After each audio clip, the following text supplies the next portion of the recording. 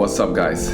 Welcome back to another TENFITMEN video, and this will be the training with Pablo Carreno Busta from Spain at Rolex Shanghai Masters in 2018. And as you can see, this was an early morning training. There was pretty much nobody yet around the complex, and I was warming up Pablo for his match. I think he was playing against Beno Paire, and it was really amazing. There was a little bit of wind, but it was so nice playing at this court number 3, which is the third biggest court at Rolex Shanghai Masters complex. So you have the stadium, then you have a grandstand, and this is the third court. And I remember it was such a nice hit, especially this first part. We were hitting through the middle for at least 10 minutes. And it was very easy, very nice to get a good rhythm with Pablo. He has such a clean technique, and I will show you in some of the slow motions the way he's hitting forehands, backhands and slices.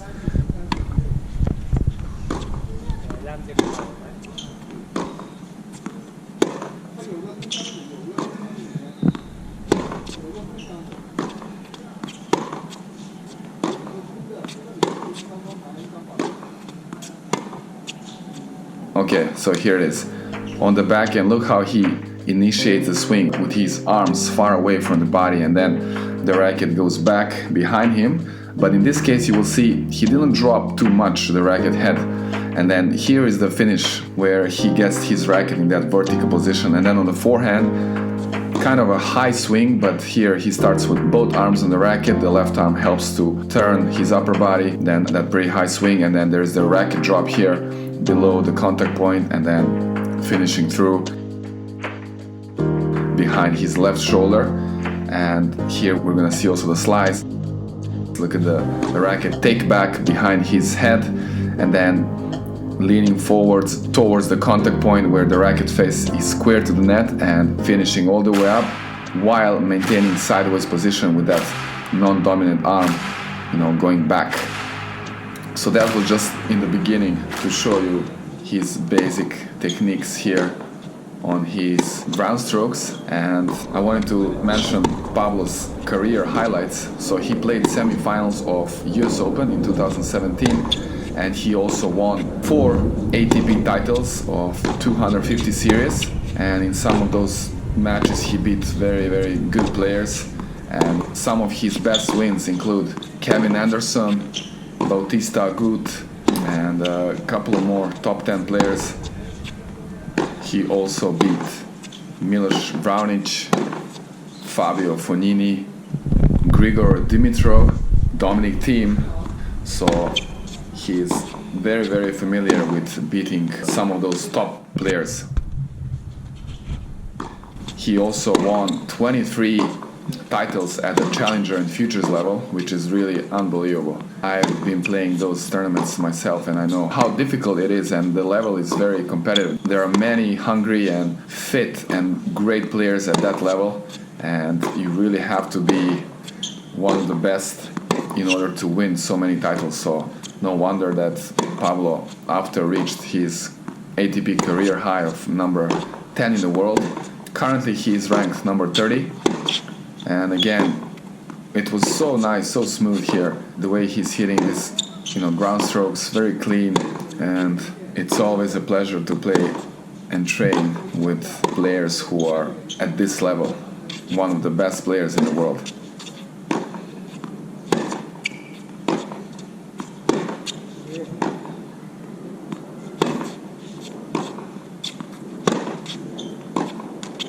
And here, we're gonna see one more time the slow motion of the slice. He was a little bit pushed back. I hit a pretty deep shot, and he had a little bit different finish. So this is why I want to point that out here.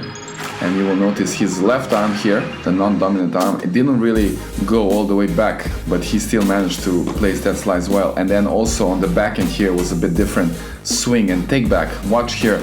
At this point, his racket actually went further back behind and kind of had that racket drop, and he had great angle, the racket face kind of pointing the ground, and that's where he gets this amazing topspin as well.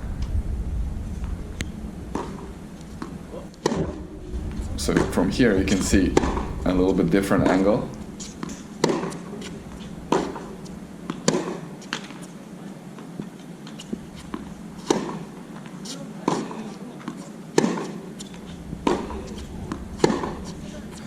again, as you can see, it was a very nice day.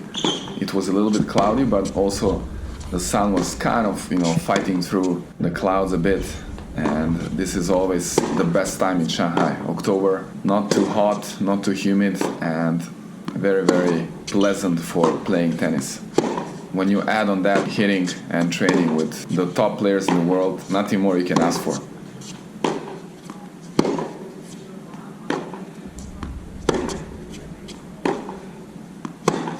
Here you can see how he starts the forehand swing, how he initiates that swing very early before my shot was even crossing the net, and then that very high swing, but still he manages to bring that racket down a little bit below the contact point, which helps him to generate topspin and control.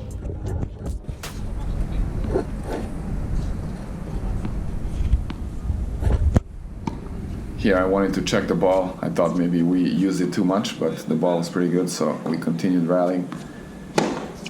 And as I was saying, Pablo started kind of easy and relaxed, slow, like most of the players, and then after a few minutes you can see there was a little bit difference in the speed, so he was kind of going more for the shots, accelerating through.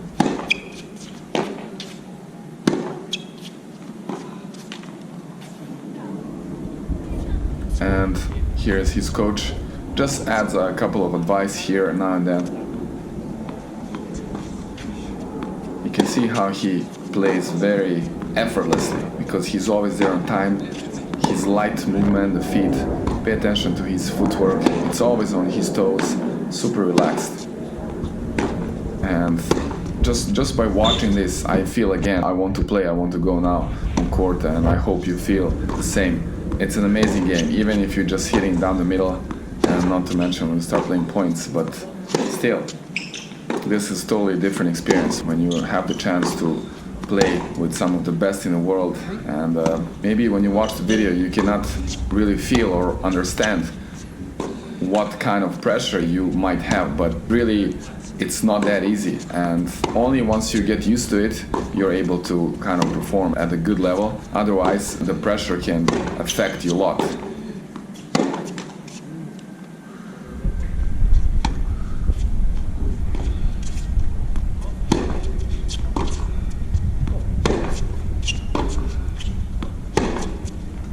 And here I think we switched the sides, and you will see a little bit more better the difference, because now I'm on this side closer to the camera, and I was again trying to make as many shots as possible, and you will see here how Pablo was hitting a lot of deep shots, and that's very, very tough, to control and keep the consistency of the rallies, but that's exactly what I was trying to do.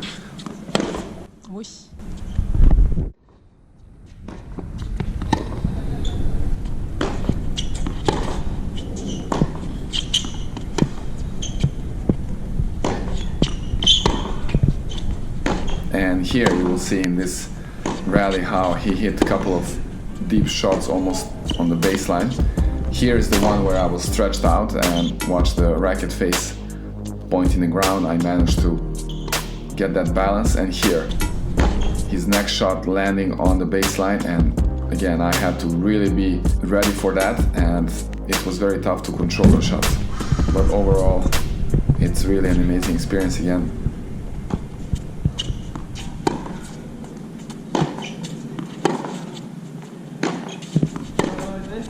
Again, you might notice the difference in my technique because this was 2 years ago.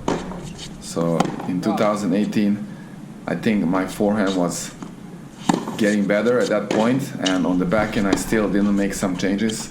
Today I have a little bit different take back, and I think I have better timing and control on that shot, and also the forehand. I kept improving, the same with the movement, and I don't know if you've been following me or some of my videos. I'm always trying to get better in every aspect, and that also includes the movement on court, the fitness and the timing of everything, the swings, the weight transfer to the ball. And especially when watching and editing all these videos of trainings with the pros, I think I learned a lot, and that's what I'm trying to implement and apply every day when I'm at the court, when I have trainings. And of course, not just for myself, but definitely for all my players. And I kind of like to try it out first by myself and see if some of these changes and improvements really are working. And once I understand that better, I can also try to help my players to improve their technique and their game, their movement, everything together. So it kind of works both ways, and I'm very happy for that. So I really use these videos to help improve not just my game but also the game and the level of my players, and hopefully it will help you, some of you guys.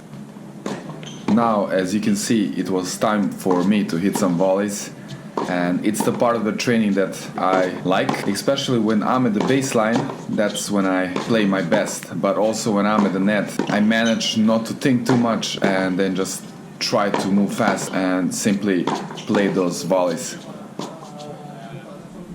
Here, example on my volley, not ideal. I just want to point out that the left arm should have been more back for a counterbalance. And then amazing lob from Pablo without any effort. So easy, just hitting inside the baseline. Just proving and showing why he's one of the top players in the world. So in this case, Pablo wanted me to come to the net. I guess he wanted to have a little bit more intense part of the training, and some players like to do that, but usually it's just the players take the volleys and smashes and then some serves. But in this case, Pablo asked me to play a few rallies at the net, and that will be it for this part of the video. Thank you so much for watching. I hope you enjoyed it and maybe learned something and got inspired, motivated to go on court and hit some balls and have fun. So make sure you watch the part 2 as well. We will do some serves and returns, so I highly recommend you to watch that as well. And that's pretty much it. I will see you soon in the next video.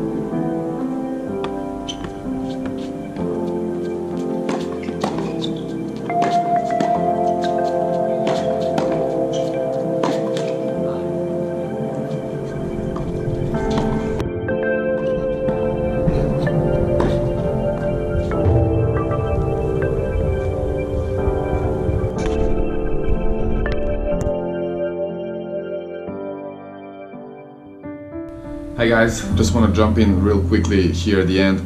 Thank you so much for watching our videos and for all of your engagement. It really means so much to us. And just want to say, if you really enjoy consuming our content and if you support everything we do and you maybe want to kind of contribute to our TENFITMEN team, you're very welcome to visit our Patreon page, and I will put the link somewhere here, and I will also put it down below in the description. Over there you will see that we have many cool projects and ideas in our minds, and we are really looking forward to it. And then with having you as our wings, we will be able to get there much faster and actually make all this journey closer to you and share all these amazing moments with you. So please go there and check out our page. Once again, thank you so much for watching us and for following, and I'll see you very soon in our next video.